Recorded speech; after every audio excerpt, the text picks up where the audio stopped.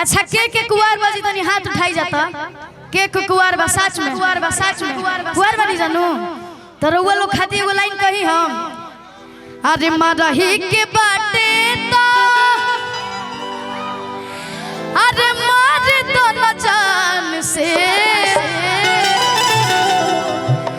अरे मरही के बाटे तो अरे मार दो न जान से कहे के मुआवेलू नजरिया के बान से काहे के मुआवेलू नजरिया के बान से मरही के बाटे तो मरही के बाटे तो मर दो न जान से काहे के मुआवेलू नजरिया के बान से काहे के मुआवेलू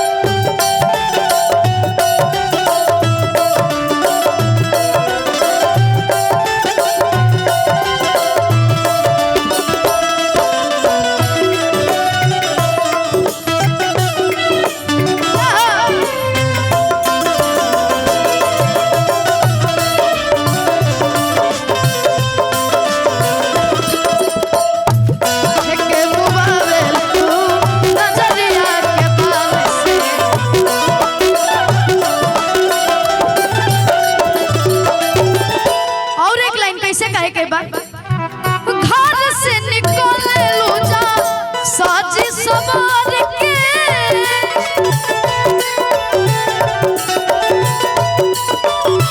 आदम जीवन बले लगा बढ़िया से गढ़ी के घर से निकले लू जा साजी सवार के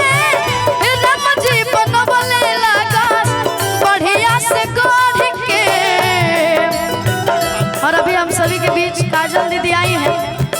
तो उनके लिए हम एक लाइन कहना चाहेंगे, जानते हैं क्या काजल दी?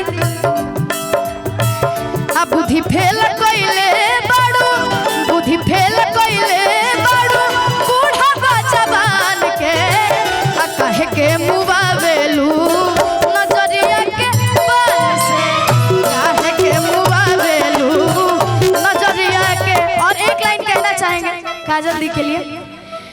कि कितना दिन से आए गोलैके के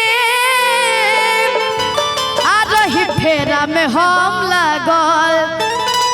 आ सोचते रही कि आई लव यू कही आ तले दोसर ले भागल। कैसे आना है कि कितना दिन से ए गोलैके के रही फेरा में हम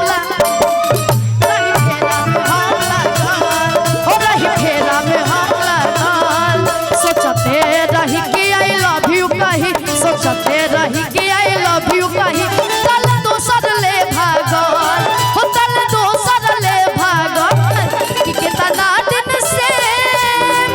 एगो लइके के आ रही फेरा में हम लागल रही फेरा में हम लागल।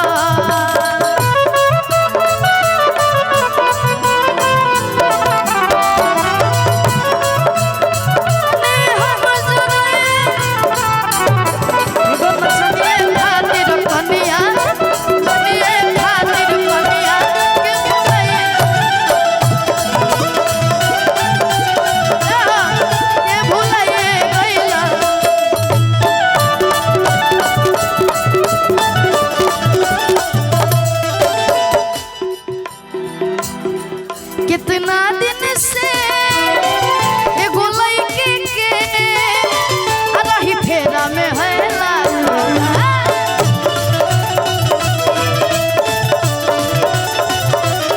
कि सोचते रही कि आई लव यू कही सोचते रही कि आई लव यू कही तल दोसर ले भागल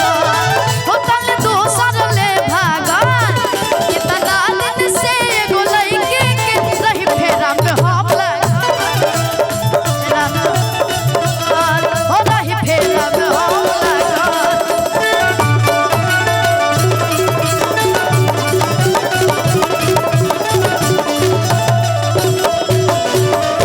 अब चली